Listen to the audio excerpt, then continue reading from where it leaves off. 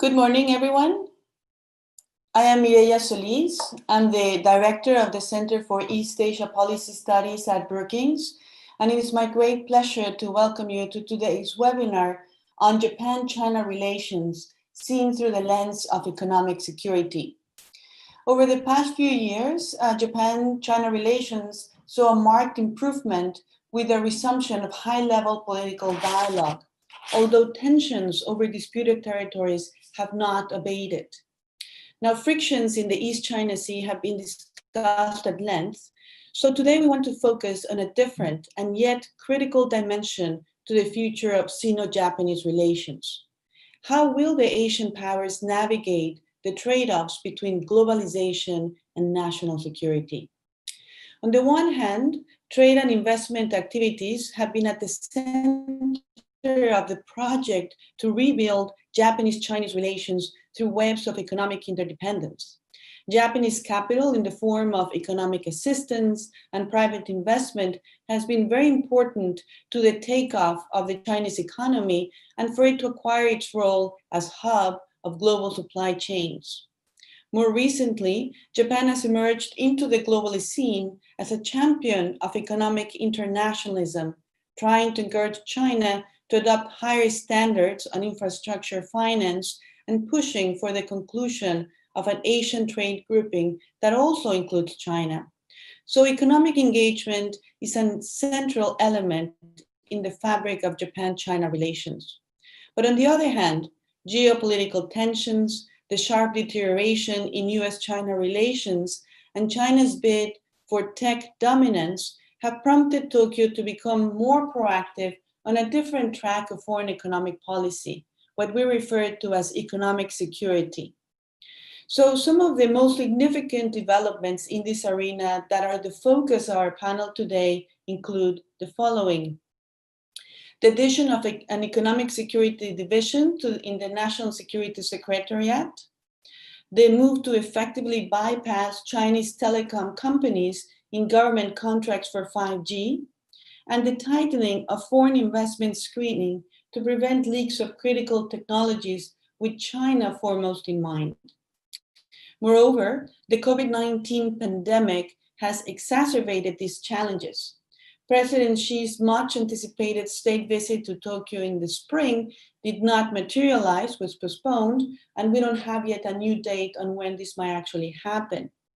Moreover, it has been widely noted that within Japan's economic measures to deal with COVID-19, there was a fund of $2.2 billion to reshore and diversify supply chains away from China.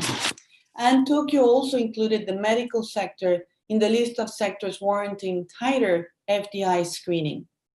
So an overarching question motivating today's webinar is what will be the impact of the rise of economic security concerns on Japan-China relations? Do these trends herald a renegotiation of globalization among Asia's largest economies? So we have a terrific group of experts today who will help us navigate these very complex issues. Let me introduce them briefly in the order in which I will ask them to offer initial remarks. Sheila Smith is Senior Fellow at the Council of Foreign Relations. She's a very prolific author. Her most recent book is Japan Rearmed, which I highly recommend to all of you. But Sheila has also authored one of the most authoritative books on Japan-China relations, Intimate Rivals. So Sheila will talk today about overall political relations between Japan and China, what brought about that rapprochement, and how far can it go. Next will be Jonathan Berkshire Miller, who is Senior Fellow at the Japan Institute for International Affairs and Deputy Director and Senior Fellow at the MacDonald Laurier Institute in Ottawa. Jonathan will discuss the boost to Japan's economic security measures, the recent changes in the National Security Secretariat and the Ministry of Foreign Affairs, and what might the impact be on Japan-China relations. Tomo Marukawa is Professor of Chinese Economy at the Institute of Social Sciences at the University of Tokyo. And Marukawa Sensei will discuss the role of technology trade in Japan-China relations and challenges that Japan faces in adjusting and updating its export control regime. Jun Osawa is Senior Research Fellow at the Nakasone Peace Institute and a former visiting fellow with us at Brookings. Jun will discuss the implication of Tokyo's decision to bypass Chinese telecom suppliers in 5G and more generally, Japan's readiness to deal with cybersecurity risks. Before I turn to their presentations, let me just say that we want to hear from you. We want you to be part of the conversation. So please do send us your questions to the email address events@brookings.edu or with the Twitter handle Japan-China Security. With that, I would like to invite Sheila to offer her remarks.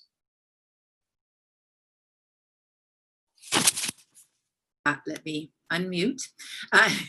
Thank you, Maria. It's a pleasure to be with you, and I'm delighted to be on this stellar panel, and it's a wonderful time to discuss these issues.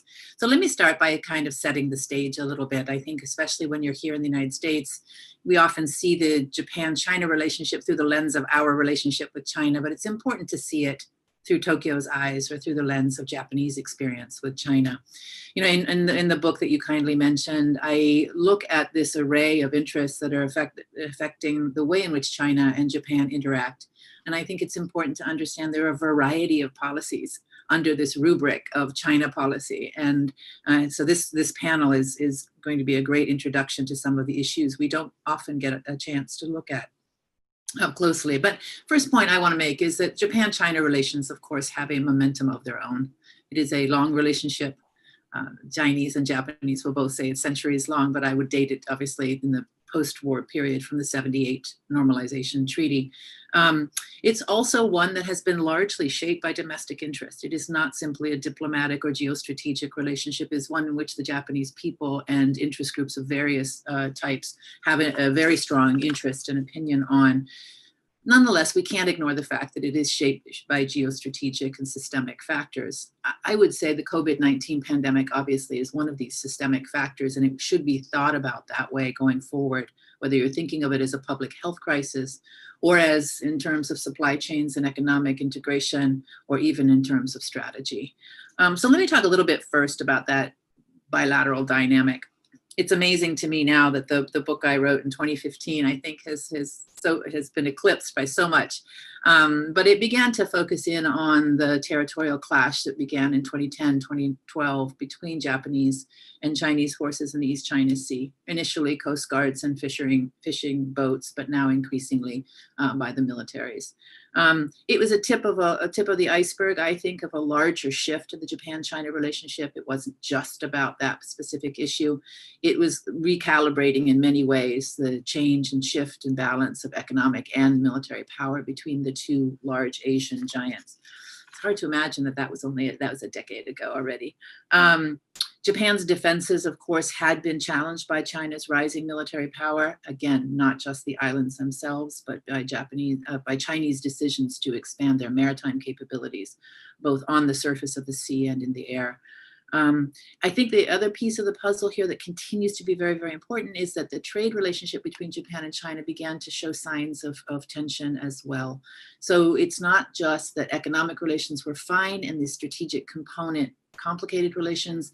It's the fact that there was the structural underpinnings of both the economic interdependence that Japan and China have both pursued for decades. That too was beginning to weaken. And as we all know, the economic interdependence between those two powers has long been the ballast against which political tensions, whether they be war legacy issues or this rising strategic challenge, it steadies the partnership in a way. It doesn't always solve the problems, but it keeps the mutual interest focused on the longer term diplomatic ambitions of both sides. We are today in a period, of course, of since that a decade ago, tension that came overtly with a military dimension to it resurfaced. I think it's taken a decade for Xi and Abe to try to find a way to rethink, recraft their strategic relationship. They've done this before, of course, a decade before that. But where we are right now is, of course, that Xi was expected, as you said, Maria, to visit Japan this spring.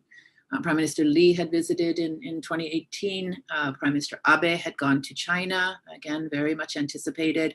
And so this is the final piece of that high-level summitry that was designed to really create a document, create a framing for how to understand the relationship going forward. It's been stalled by COVID. I think it could become tangled in some of the behaviors that we see in the region by China.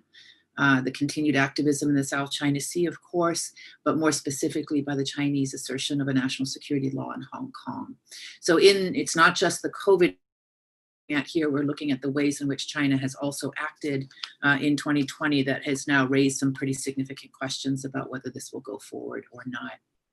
The domestic interests, I think, that I would like us to keep our attention on, of course, your other speakers will be highlighting more than I, is these domestic influences have largely, the aggregate, they've shifted in the direction of greater skepticism about whether the Japan-China relationship can be a friendly, cooperative relationship.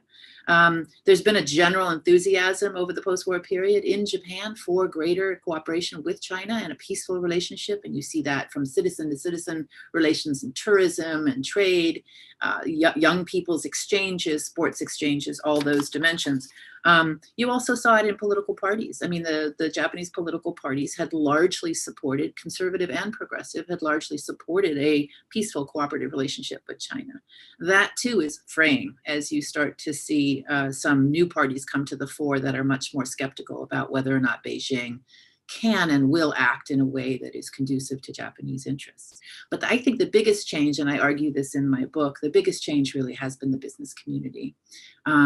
For most of the post-78 period, the business community was heartily advocating for better diplomatic relations with China, deeper investment, more ODA, even when some Japanese interests had lost considerably in some of those investments, there was still an overriding desire to improve the economic relationship, and in a sense that the China market obviously would produce great profit and opportunity for Japan. Those interests today are more varied. Like in the United States case, Japanese business is not speaking of one mind when it comes to China. There's more small and medium-sized businesses now invested in China, and they are more vulnerable to the political currents there. They're also more vulnerable to Chinese popular reaction. At times we reference the nationalism against Japan that can arise in China. But I think the other piece, in addition to this complex business economic picture in terms of the interests engaged in China, is also the change in Japanese citizen or popular opinion on China. You look at poll after poll after poll from the early 2000s to now, and what you see is a pretty straight trajectory of Japanese popular skepticism, largely focused on the CCP itself, but nonetheless about this strategic relationship with China. And I think there's been incident after incident, some of which I talk about in my book, that has exacerbated this sense of popular skepticism. But I think it's certainly difficult then for people like Prime Minister Abe, who wants to improve the relationship, they have to come back and demonstrate to the Japanese public now in new ways that this is beneficial to Japan. Let me conclude here with a couple comments about the strategic rivalry that we're talking about between the United States and China, and how that affects Japan. There's an excellent volume that was published by the National Bureau of Asian Research called Strategic Asia. This year's volume is dedicated to looking at how other powers in Asia respond to strategic rivalry, and I wrote the Japan chapter for that. The very simple point I made there is that there's both opportunity and risk for Tokyo. Again, when we sit here in Washington, I think people tend to emphasize the risk part, but I would caution you to see also opportunity in the strategic rivalry as well. If economic interdependence, however, continues to be a vulnerability, not an asset for the Japan-China relationship, then I think we're going to see risks outweigh the opportunity. But it is true too that China as well, United States rather, as well as China, can impose costs on Japan for strategic choices. And I'm thinking here of the trade agreement and then the tone and tenor of the Trump administration's approach to Tokyo on that trade agreement, which Maria, you've written about extensively. Should the United States attempt to impose costs on Japan for its side with the United States or against the United States, you could also see that vulnerability increase. I don't think we're there yet, but I think we should be cautious about how we approach this part of the strategic partnership with Japan. The opportunities, of course, are for diversification, not only economic diversification, but also strategic, political, diplomatic diversification. And I think that's the tack you see the Abe cabinet taking in the Indo-Pacific vision. It's clearly bringing all of the instruments of Japanese influence to bear on creating and shaping and trying to strengthen the partnerships with Japan across the region. And again, the economic instrument there is obviously a very important one, not only for Japan to exercise, but also for the countries in the region to have Japan exercise. But you also see the self-defense forces playing a bigger role. Just yesterday, in fact, Japan and Australia signed a status of forces agreement. India and Japan have upped their military cooperation. So you see that dimension coming together with the economic instruments of the state to really bolster Japan's strategic presence in the region. Europe presents another opportunity for collaboration, both economic and strategic and diplomatic. And I think here, when we think about COVID-19, there's clearly venues in which Japan can operate globally to the benefit of its its regional presence. And I think that's an important aspect of how Japan also manages the China challenge. So let me stop there. I'm happy to talk more during the Q&A session. Thank you, Sheila, for getting us off to a great start. Next, I would like to ask Jonathan to offer his remarks. Well, good morning, everyone, and thank you to Maria and the team at Brookings for organizing this. Let me just follow up on Sheila's great remarks and kind of, I think she set the stage really well on the broad issues between Japan and China.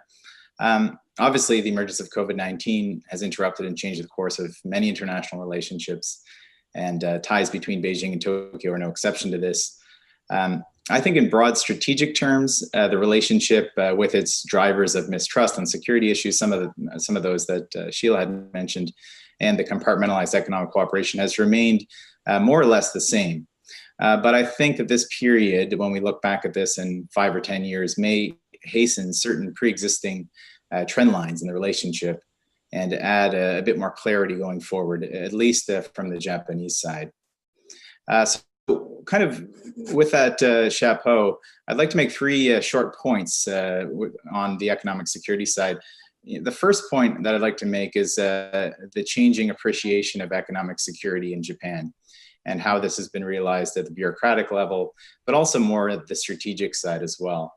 So I think it's important to contextualize the thinking of national security and how this is gradually evolving in Japan. I think Sheila referenced this with the tensions over the Senkaku Islands in 2010, 11, 12.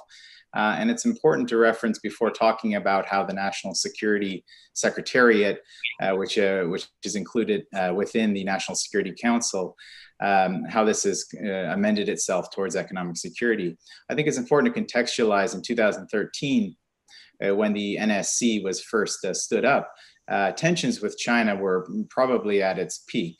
And a lot of the focus of the National Security Council at that time, with its reform as a kind of a 4-member meeting, the Prime Minister, the Chief Cabinet Secretary, the Minister of Foreign Affairs, and the Minister of Defense, really had a hard-edged security sort of focus, the East China Sea being one of those areas. Clearly, this has not gone away. The issues over the Senkaku, especially post-pandemic, we're seeing these issues continue to be a great concern with significant incursions from Chinese vessels. So the issues haven't gone away, but I think that the thinking within the NSC and the way that the NSS is set up in Japan has amended to look at economic security. So as Maria mentioned in her opening comments, Tokyo now has both an economic security division within the NSS and also within MOFA, the Ministry of Foreign Affairs. So I think these are significant developments. The staffing is still not overly large, but the precedent of this, I think, is very important. And I think it's important to also note that this is not necessarily a new development. So if you even think back to Japan's first ever national security strategy, which they released in advance of the NSC being put up, economic security was also highlighted as an important kind of area to move forward on. maybe on some of the challenges of that, I mean, we can get into that a little bit in the discussion if you're interested. I think some of the challenges that Japan will face on economic security from a bureaucratic sense, and this especially will be true with the NSS, will be number one, recruitment. So I think that the NSS largely relies on seconded bureaucrats from different ministries. The consistency of those secondments, deployments into the NSS does it make sense to stand up permanent positions there that are not just the 1 or 2 year, 3 year secondments. And the second one, and I think this is something in higher education and in the think tanks in Japan to look at, will be the literacy on economic security issues. So much of the security studies focus in Japan over the past 10 years has been heavily focused on whether maritime security or the traditional security issues, but increasing that literacy on economic security, I think, will be very important. So that's a little bit on how things are kind of changing from a bureaucratic sense. The last 2 points that I kind of want to make, the first one is with regard to the foreign investment protections. So I think there has been a lot of talk on this, especially in recent months. I think there's been some concern from the business community about some of the increased foreign investment protections. Essentially now there's going to be regulations for foreign investments, stakes that are over 1%, where prior that was 10%. I think some of the concerns from the private sector is that this might snuff out some legitimate investment and hurt Japan's image as a destination for FDI. But I think if you actually look at the details of this, it actually is quite targeted. So not only does this new legislation have exemptions in place that can be beyond that 1%, but it also targets this foreign investment protection of very specific areas, whether they're in defense, high technology.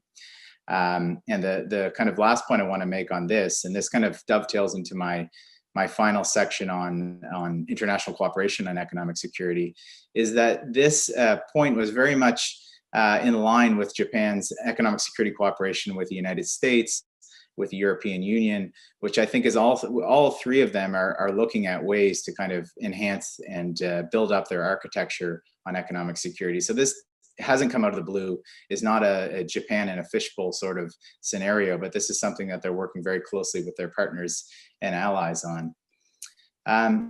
So my last sort of point I'm going to make before sort of concluding and giving the floor to my Japanese colleagues is what will economic security look like going forward in an international space? I already referenced that I think the NSS needs to work on the consistency, work on making sure that they recruit the right bureaucrats to staff these positions. But I also think the implementation of frequent and sustained exchanges, of course, with the US first and foremost. I think there's already been announced economic security dialogues with US counterparts, which I think is a good start. But I think we need to think about this beyond the US-Japan alliance context. So if I'll give you one example that has recently been discussed on 5G, and this is some of the discussions that are coming out from the United Kingdom as it looks to revamp its approach, is this sort of D10 approach to 5G. I think 5G is one element of economic security, but I think some of these economic security issues are dealt with within a range of countries, whether it's Canada, Australia, New Zealand, of course, the United States and Japan. So I think that looking at this in a broader context will be very important. And I guess I'll kind of finalize on, Sheila made reference to FOIP, and I think it's important to think about this also in Japan's broader strategy. So it can be tempting sometimes to look at economic security as a niche, and those who work on that are in a certain part of the NSS, a certain part of MOFA.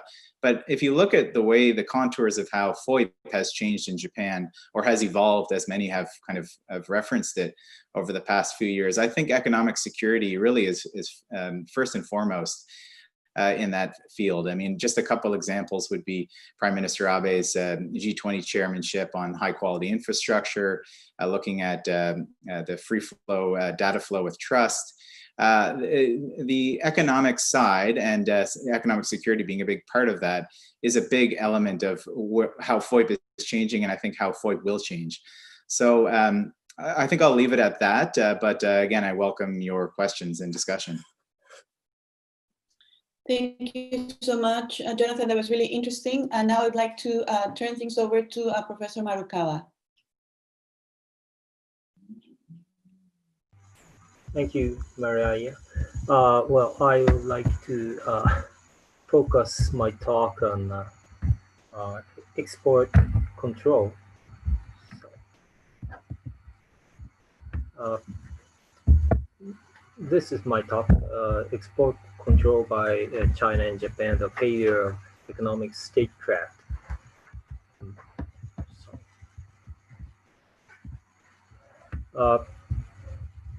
What we call by economic statecraft is the use of economic means to pursue foreign policy goals. And the recent rise of such economic statecraft is disrupting international trade and investment.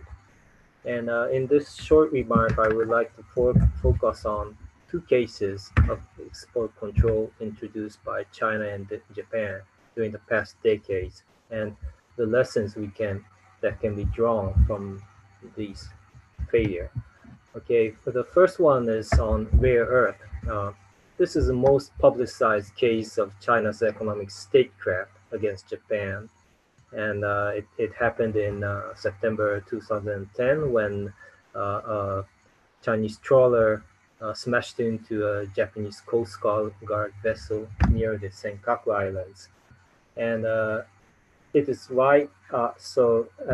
it was widely reported that the Chinese has stopped exporting rare earth at that time, and it was believed that this blockade was meant to press Japan to release the captain.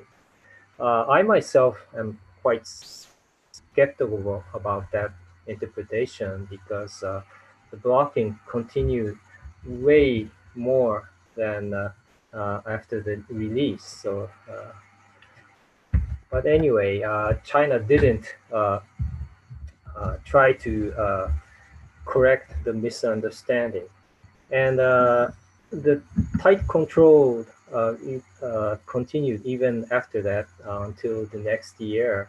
And what followed was the erosion of Chinese government's monopoly power on global rare earth supply. As we can see in this graph, the price of rare earth skyrocketed and then plunged and went back to the original level. So that was about rare earth. The second one, the cases I want to talk is on high performance magnets. This is also related to rare earth.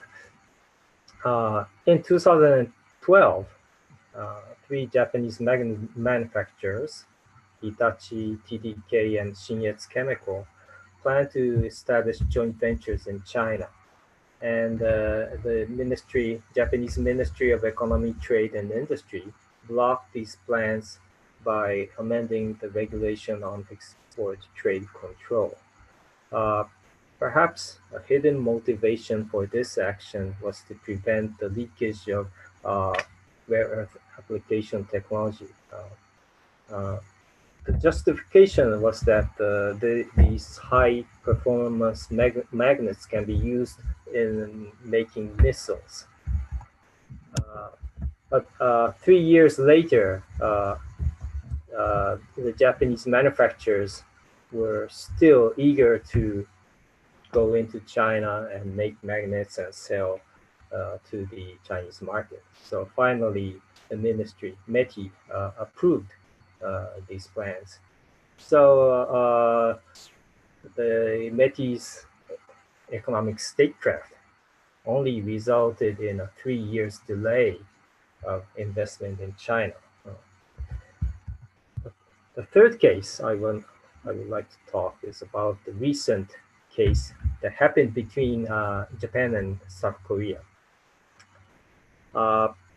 In July 2019, the METI tightened its control on exports of hydrogen fluoride, resists, fluorinated polyamide. These are the important materials to fabricate semiconductors and LCD panels.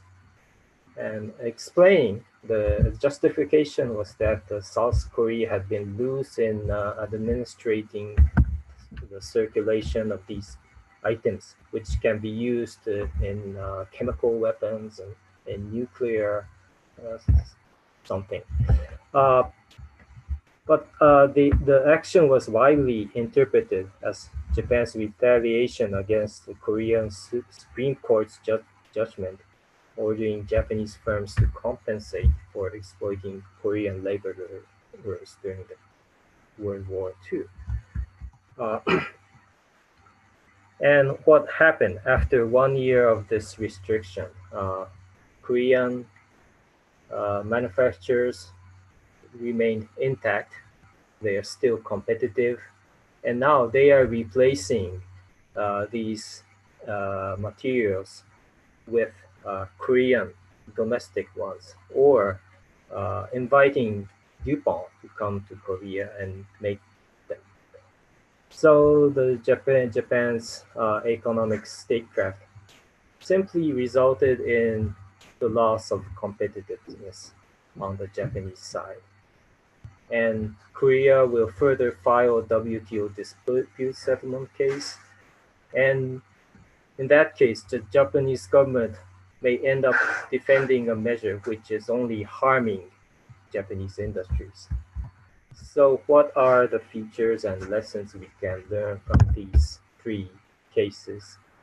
First, all of them have non-economic justifications. In the case of rare earth, China's justification was environmental degradations. And in the second and third case is national security. But all of them had hidden motivations. In the Chinese case, they wanted to have a higher price of rare earth, or develop their own application technology industry. And in the second case, the Japanese government simply wanted to keep its competitiveness. And the third is to put pressure on the Korean government. And all of them resulted in the loss of the actors. So the lessons, I think the justification of export control should be the same with its motivation. You say that it is harmful for security, then it's your motivation must also be security. And secondly, all of them may incur serious losses to yourself. So it would be reasonable only when the solution of the problem, such as security, is worth incurring the losses. Okay, thank you very much.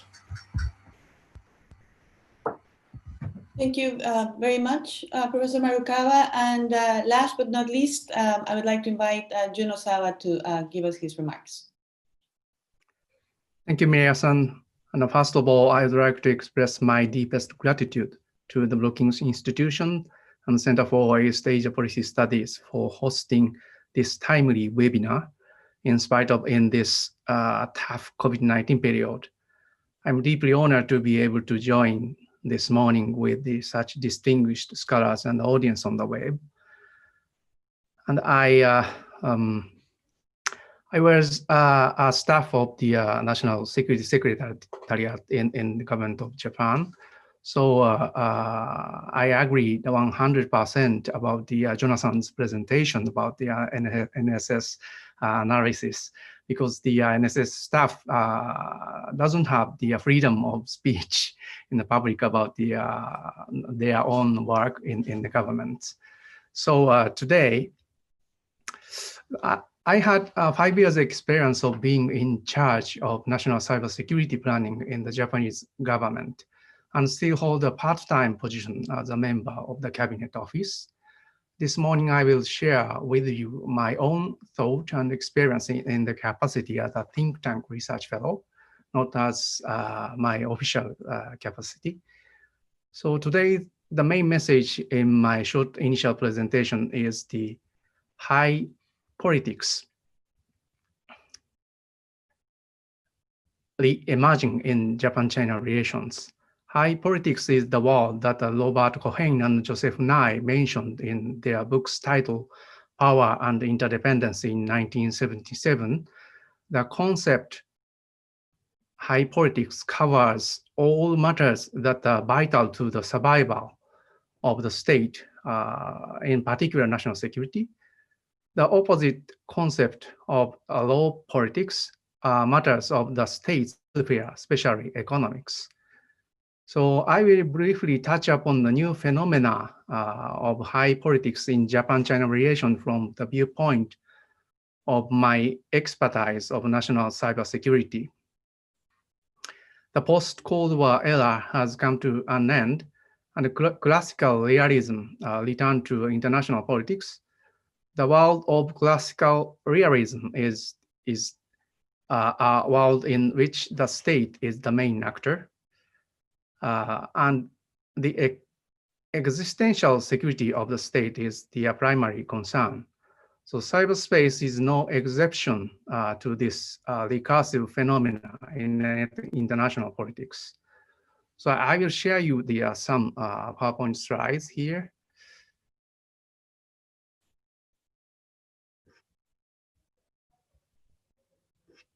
Sorry.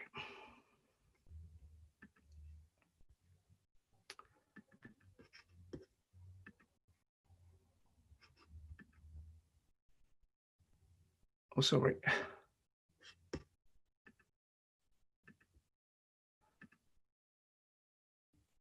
Here we go. I'm sorry for waiting for you. And over the last 10 years, some states have been using cyberspace as a place to achieve strategic goal and express their intentions. That begins in the 2007, the cyber attack against the Baltic states in persist of national interest.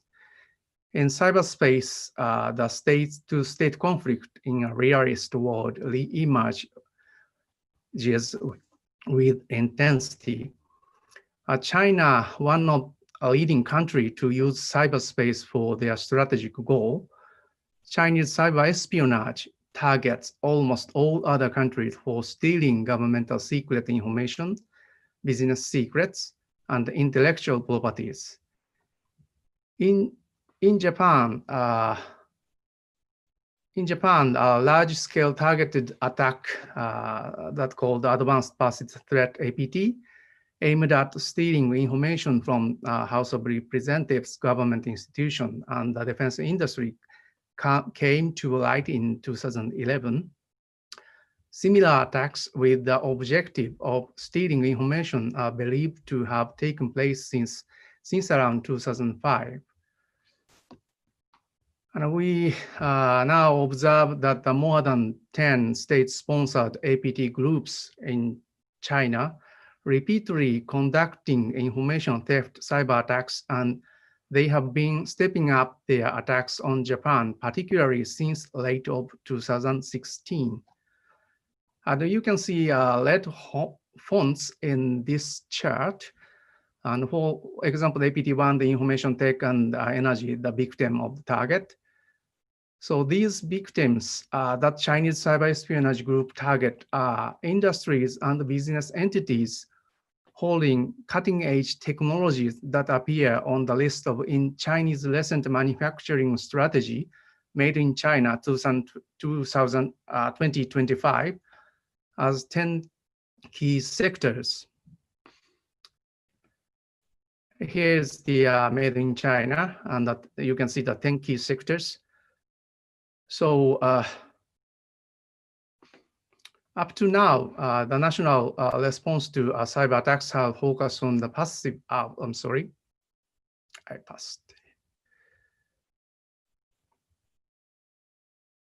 So these Chinese cyber espionages are linked to the China's long-term strategy for seeking technological and economical supremacy. Thus, as you see, cyber domain becomes a real battleground of economic security between China and the developed Western countries, including Japan. Up to now, national response to cyber attacks has focused on passive defense, such as securing cybersecurity and protection of critical infrastructure. These measures of passive defense are now insufficient. In order to stop a potential state adversary conducting cyber attacks on our national interest, Western allies have to employ a new strategy that is based on comprehensive cyber deterrence that consists of both enhancing cyber deterrence by denial, by improving cyber robustness and resilience of the country, and enhancing cyber deterrence by punishment, using a variety of policy tools, including cyber counterattack. And more proactive cyber defense by such means as continuous monitoring of attacking groups and response to attack using big data analysis is now required. To do that, monitoring activities of cyber adversary and accumulating best amount of electronic information from the internet and conducting post-event analysis and follow-up using big data analysis are needed. In the new cyber strategy of 2018, the government of Japan decided to promote the policy of proactive cyber defense that ensure the government to implement active preventive measures against the threat in advance. Adding to struggle in cyber domain, there is another battlefield of digital infrastructure construction around the world. In 2015, Beijing introduced the Digital Silk Road Initiative as a part of the famous Belt and Road Initiative to improve communication connectivity Eurasian countries and China. In 2017, Beijing expanded the concept of digital Silk Road to in the field of IoT platform, such as e-commerce, digital payment, and SNS platform. Even though Chinese President Xi Jinping defended BRI as China has no geopolitical calculation in his keynote speech, but these kind of digital Silk Road and BRI carries a risk of being regarded as a geopolitical strategy because of the BRI struggle completely what the U.S. famous geopolitical scholar Spikeman called the Rimland. Thus, the IT infrastructure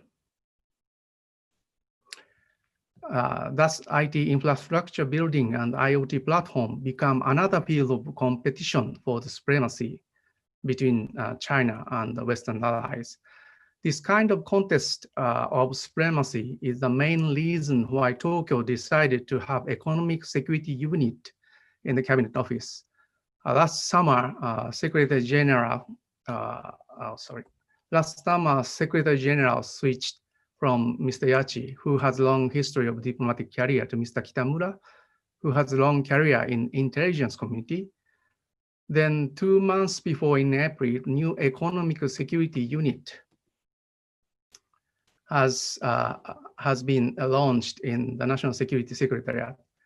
It is reported that the main task of the unit covers technology security, cybersecurity, and the international coordination for the international infrastructure building and COVID-19 issues. So at the end of the short presentation, I'd like to conclude that the high politics are re-emerging in Japan-China relations. Cyber domain and the international IT infrastructure building are new battlefield of economic security. Tokyo shares concerns about China's state capitalism model to achieve dominance not only in the new technology, but also in the wide economic fields. Government of Japan decided to have new Economic Security Unit and National Security Secretariat. So improvement in Sino-Japanese relations in the economic field will be limited. So national security will overwhelm the economic welfare. So that's all. I stop my presentation. Thank you very much for your attention. Thank you very much. Those were very rich remarks from everybody. I think that you have laid out a number of very important issues and there's much to discuss. Again, I want to remind our audience that we would like to hear from you, and you can send us questions with the email address events@brookings.edu or the Twitter handle Japan-China Security. So I would like then to start the conversation with all of you and have an opportunity to respond and react from what you heard from your fellow panelists. And let me then pose some questions. And I also want to bring in some of the questions that already we have received from the audience. And the first question I have is as follows. One of the most contested, debated issues when it comes to US-China relations has to do with the notion of decoupling, whether it's feasible, whether it's doable, whether it's already happening, and whether, and if that's the case, at what cost? Can we separate these two economies that had, by and large, embraced each other economically? Can we then think that the risks are now dictating greater distance? But what I would like to ask is your view on what is Tokyo's view on decoupling? How does Tokyo handle these very important question? Do you think that Tokyo is able to have a more nuanced approach, more fine-tuning, trying to mitigate risks while still maintaining, by and large, high levels of economic integration, or whether at the end of the day, such a surgical approach, if you will, is not feasible? And actually, we received a question that is very much along this line, so I would also like to tag it to my original question. And this comes from Francesco Alberti, and he asks, can the recent moves by the Japanese government to partially subsidize Japanese companies to repatriate production to Japan or move to Southeast Asia be seen also as a way to contain China by trying to reduce its bargaining economic power? Has decoupling begun? Has this recent fund to bring back some production to Japan or take it to Southeast Asia amount to that? How do we think about the decoupling question for Japan? And why don't I ask the panelists to intervene in the order in which they offered remarks? And then for the next questions, I'll reverse that order. So I would like to go first to Sheila and then the others as well. Sheila, I think you're muted. Here I come. That was a fascinating discussion. There's so much to react to, but let me try to focus specifically on your decoupling question. You know, I think we kind of brandish this word these days as if it's something that can be decided and then implemented. So first the decision and then the implementation piece is a nice way to break it out in my mind anyway. The Japan, you know, the United States is struggling with this, but for the Japan-China relationship, I think disentangling economic ties between those two countries would be very difficult if you want to put this in a black and white, zero, where we are now to zero, right? But I think you've already seen, and I think both of our speakers from Japan have highlighted some of the costs and the benefits of actual decoupling itself, right? So the question is, really, is it beneficial to Japan to think that decoupling is a good idea? And I think in some sectors, you've clearly got a yes answer. And Osawa-san's presentation outlined where that answer is clearly yes, and then the steps going to be taken to implement it. But I think as Marukawa-san's pointed out, there are some areas where maybe it's not a good idea, or there's maybe some instruments that should not be used. I think the decoupling question is really about risk and about risk management. And there I'll go back to some of the comments, you know, reference points I made in my opening. If you're trying to reduce political risk, i.e. you don't want to give China access to vulnerabilities that then they can exploit either during a crisis or in the longer term strategic competition with Japan, then I think that's probably a pretty beneficial thinking process to go through. And again, clearly some of that's been happening in Japan and here in the United States and in Europe as well. That doesn't necessarily require decoupling. It requires managing risk and identifying places where greater integration or uncompromised cooperation, let's put it that way, is not in Japan's interest. And I think the future technology area is a clear indicator, but so too are issues such as food security, right? Areas where you can see that there's been demonstrable harm to Japanese citizens, maybe not intentionally, but inadvertently. There's another reason to reduce risk, and that requires negotiation with Beijing. So I think what we've lost a little bit in the decoupling conversation we have over here in Washington is, where is risk? Where and what can be negotiated? Where is China not responding to a desire for negotiated limitation of risk? And in those instances, then what can be do independently to reduce that risk? And I think that's a nice breakout in my mind of how to proceed. I think your specialists on the panel are better prepared to answer those specific questions, but I think I would get rid of the decoupling word and talk about risk management. Thank you. Jonathan? Yeah, well, thank you. It's a really good question. And, I agree with almost everything that Sheila had mentioned as well. I would agree, decoupling has been an unhelpful term, especially in an absolutist sense. And unless, tectonic plates hasten their shift and the Japanese archipelago moves away from East Asia, decoupling in the sense that many mean it to just simply is not feasible for the Japan-China relationship. I do think nuance is important here, especially for the Japanese. And I would liken this to the way that they're approaching some of their economic risks with China are being approached more with a scalpel rather than a sword. So I think that, one of the questions was put on the foreign investment protections and also in the stimulus package about the incentives for Japanese companies to relocate. Still, these are very minor. Some kind of have even said they're symbolic. I mean, they're large enough, but they're $2 billion United States dollars. There is still a lot of entanglements between the Japanese business community and China. So I think one important kind of last point to reference, though, is that some kind of feel like this just happened overnight and that COVID has pushed the Japanese, okay, we have to start diversifying our markets. Actually, this has been happening for a long time. If you look at some of Japanese FDI moving to India, to ASEAN, and to other areas, this is not something that COVID created. This is not something that US-China tensions has created. This is something that has been kind of on the mind of Japanese strategists and even Japanese businesses for some time.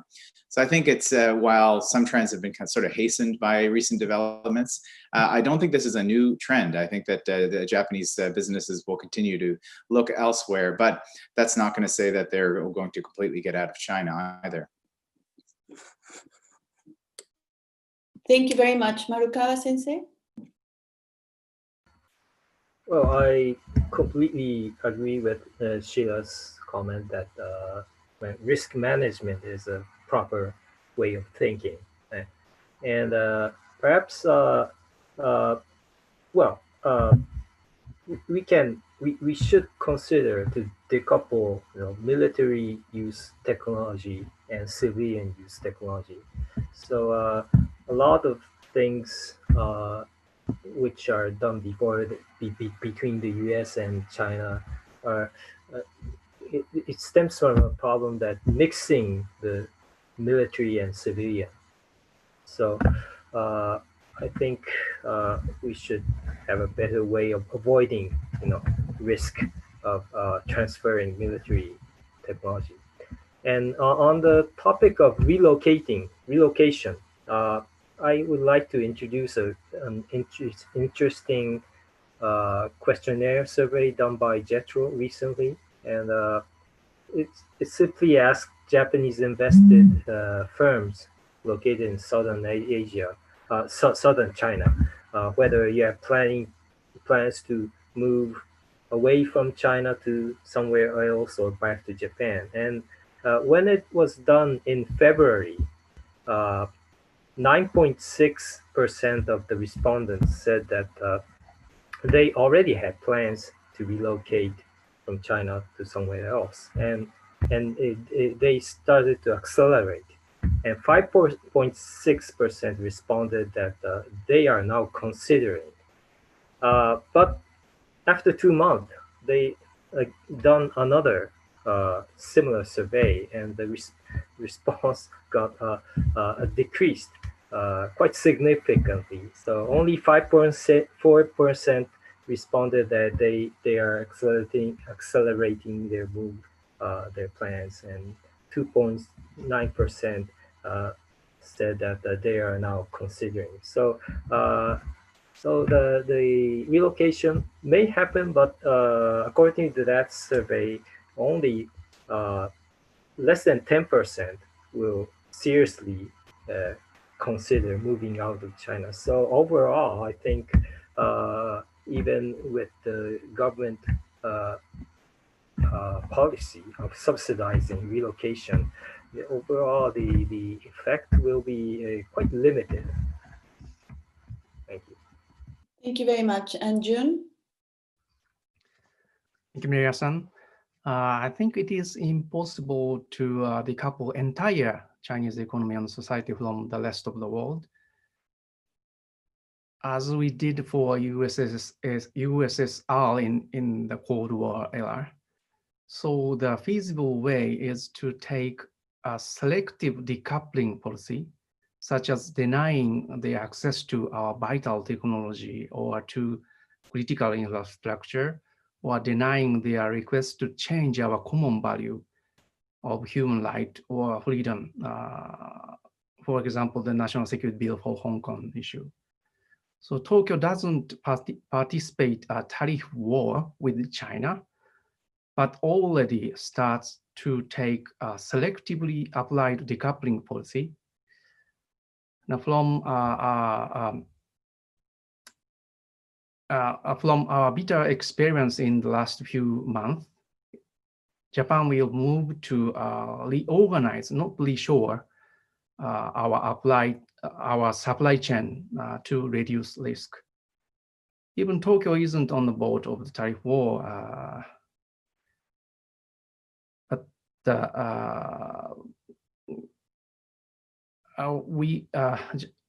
Tokyo expanded cooperation with the US in economic security issue. For example, it is reported that both governments coordinated their policy on the issue of avoidance of supply chain risk in fifth generation telecommunication infrastructure building entire in Japan. So in December 2018, the GOJ decided not to introduce the Huawei and ZTE manufacturer in the ministry system. And the last year, we have the guideline not to introduce these kind of Chinese equipment that has the supply chain risk to fifth generation communication infrastructure in NTT, KDD, and SoftBank, and other telecommunication company. So that now we have some kind of selective decoupling policy about the economic security. So that's my comment. Thank you. Thank you, Ajun. And you actually allowed me to transition very nicely to my next question. And I'm going to go in reverse order and ask you to respond and elaborate further, and then we'll go in the inverse order. But this has to do with how should we think about economic security in the context of US-Japan relations. Jonathan made a very good point that it should be broader than that we have to think also about Japan's cooperation with more like-minded countries, democracies, and the European Union and so forth. And we can definitely talk about that. We should talk about that. But sitting here from Washington, already I notice, of course, big differences in how Tokyo and Washington think of decoupling, the wisdom or not behind that. But I want to dig a little bit further. It seems to me that both allies are concerned that China may rely on its state capitalism model to achieve high-tech dominance. So the end objective might be shared, But my question is whether they are equally aligned when they're thinking about implementing the strategy and the tactics and the tools to be employed. You already mentioned that Tokyo was not on board with a tariff war. We also know that the United States is moving to revamp and strengthen its export control regime to cover emerging and foundational technologies. And many Japanese companies are concerned that they may get caught in the middle. And in the most recent action of the US government vis-a-vis Huawei, basically banning foreign companies to supply in the Chinese company if they rely on technology and software that is American, well, that has an element of extraterritoriality that may not be seen kindly by other countries. So in general, how should we think about economic security? I know there's a dialogue scheduled, but is this a dimension that clearly brings the US-Japan together firmly, or are there going to be perhaps issues that need to be ironed out when it comes to what is the wisdom of the specific tools being selected? So, Jun, you have the the first go. So,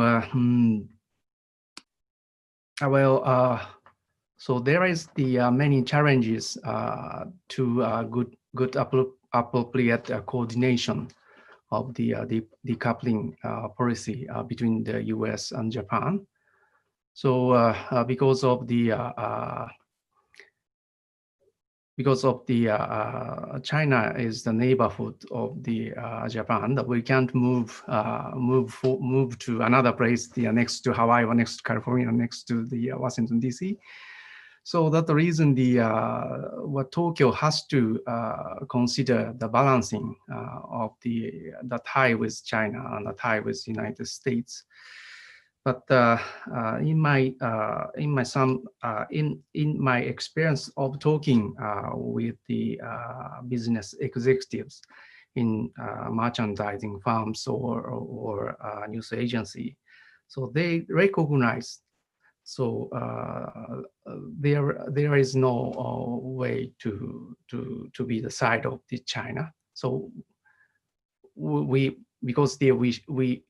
have to we share the common value with the United States, not to the authoritarian regime.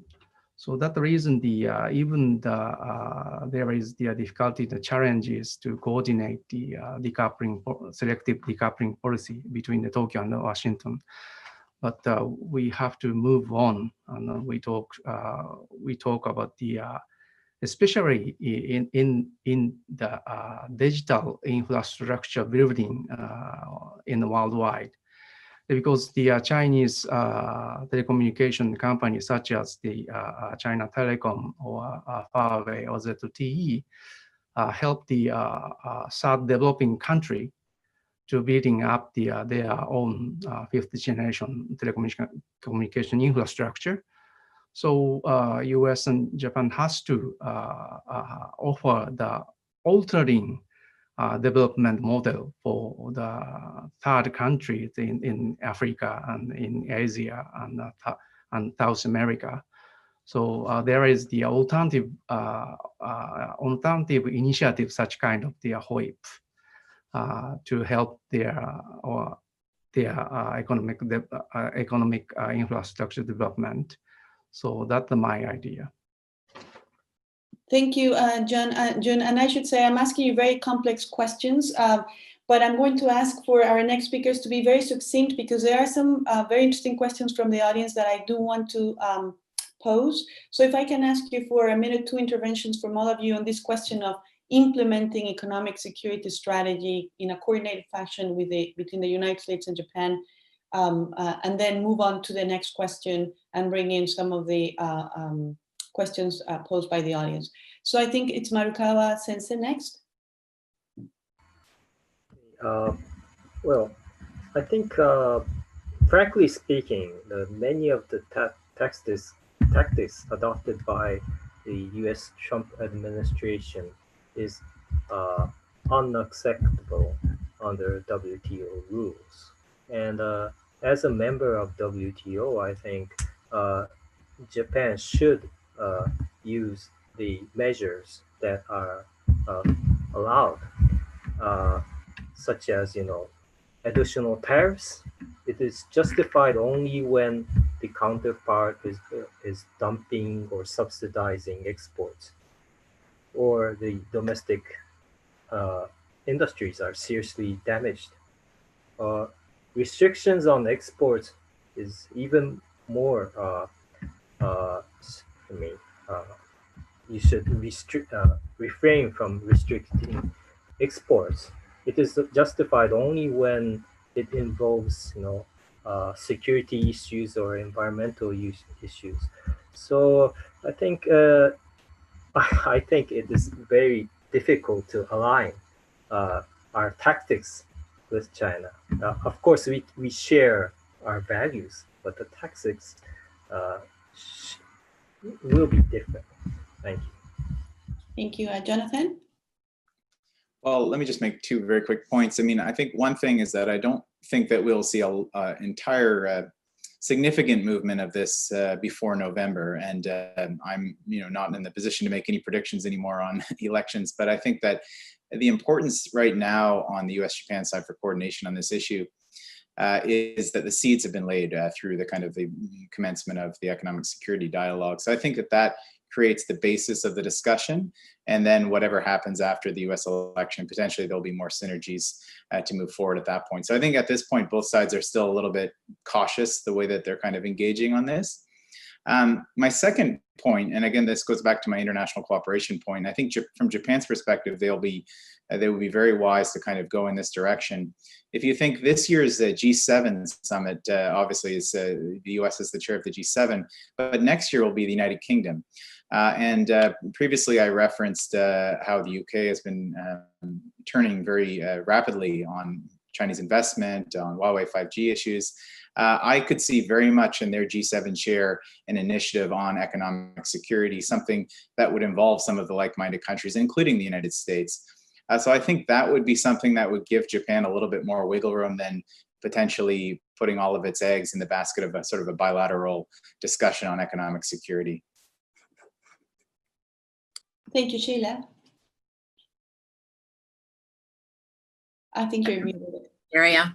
I'll be very brief. I'm getting distracted by the conversation.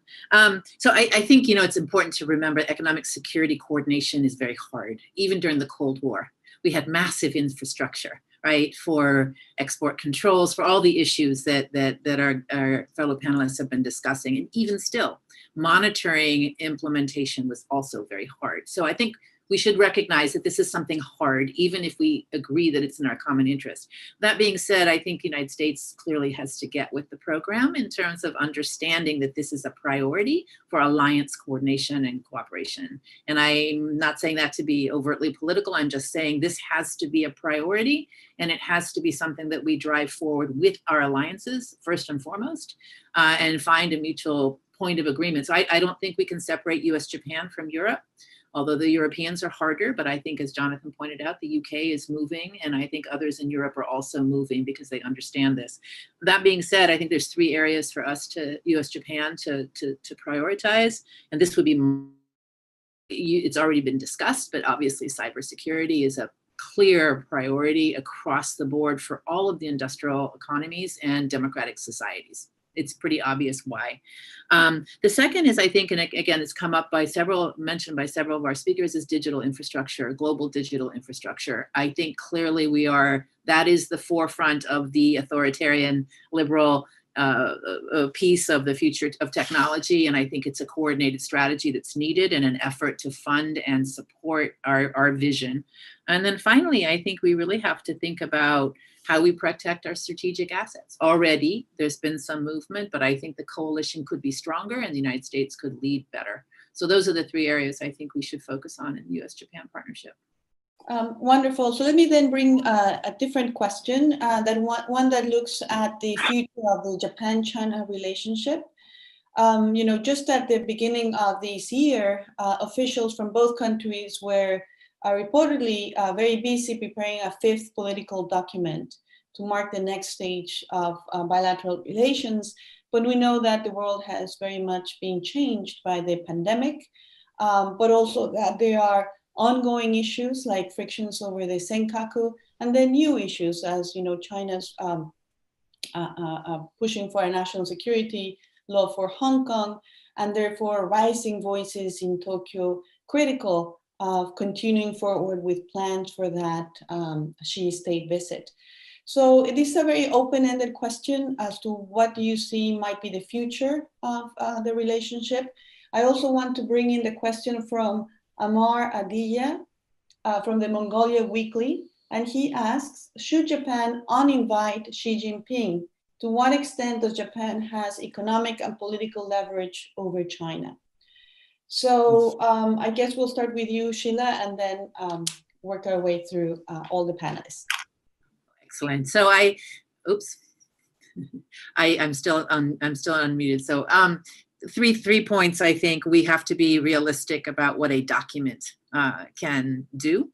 But I think it's an exercise Japan and China have gone through before. I think it's important. I think there's some concern in Washington about what that document might say. And so I think close coordination with the United States would be wise. That being said, I think Foreign Minister Motegi has already been quite open about his questions about Chinese behavior and ambitions in Hong Kong. Clearly, I don't think Japan can ignore this, either for domestic political reasons or for Japan's credibility in the region. It'll be very hard to navigate that one now that the Chinese have passed the national security law. I say prior to that, Japan had a platform. It could make its feelings known, but now that China has made it a make or break issue, I think this is going to be much, much tougher. Lingering in the background is Taiwan. And I know in that document you can't say Taiwan, but there are formulas that have been used in the past about peaceful resolution of disputes. I think it would be wise for Japan to consider how to make sure that those kinds of commitments between Japan and China in the past continue to be at the forefront of the relationship going forward. On the very specific question of should you uninvite Xi Jinping, absolutely not. I think Japan has much to discuss. I think a Xi visit to Japan would be very positive for the region as well as for the bilateral relationship. That being said, though, there'll be an awful lot of examination of exactly what Japan has signed onto in that document. So the pressure is on, I think, the Abe cabinet now. But I would leave it to Mr. Xi to say to Japan, I'm not coming. And I don't think in any way Japan should disinvite or not continue to work hard to make that a successful visit by Xi to Japan.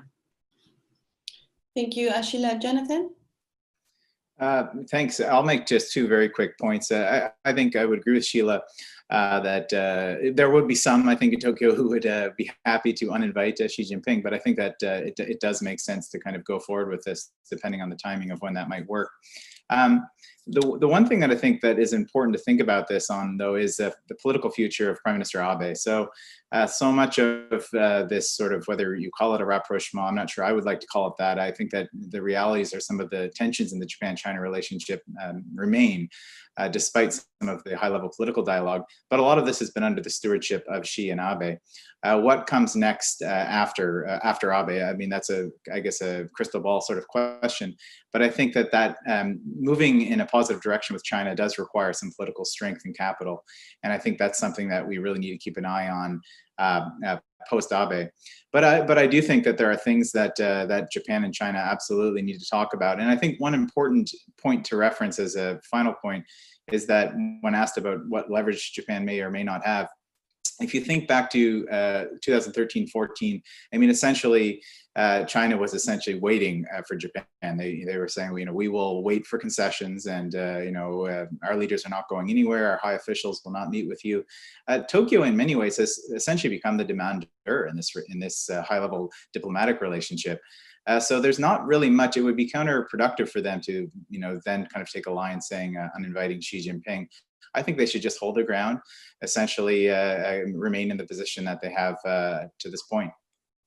Thank you. And with apologies to Marukawa-san and Jun-san, because we're almost out of time, if you can be very concise in your comments. Marukawa-sensei. Yep.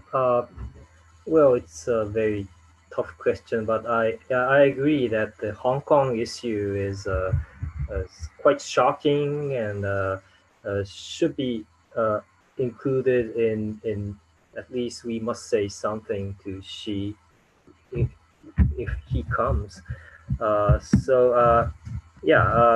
It it's not a reason to just uninvite Xi, but still it remains to be a very big concern.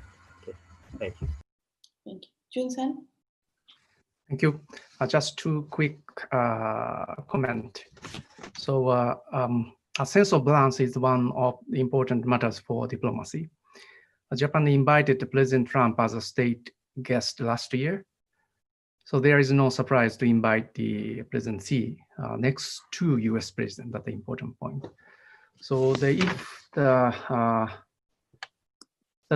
fifth document will resemble the fourth political document in 2008. So the purpose of the document might be beyond control crisis between the two countries. So that's my comment. Thank you. Well, thank you so much. This has been really a fascinating conversation. I learned so much from all of you. I thank you again, and I thank the audience for tuning in, and have a good day, all of you. Thanks for watching. Be sure to like and subscribe for more videos from Brookings.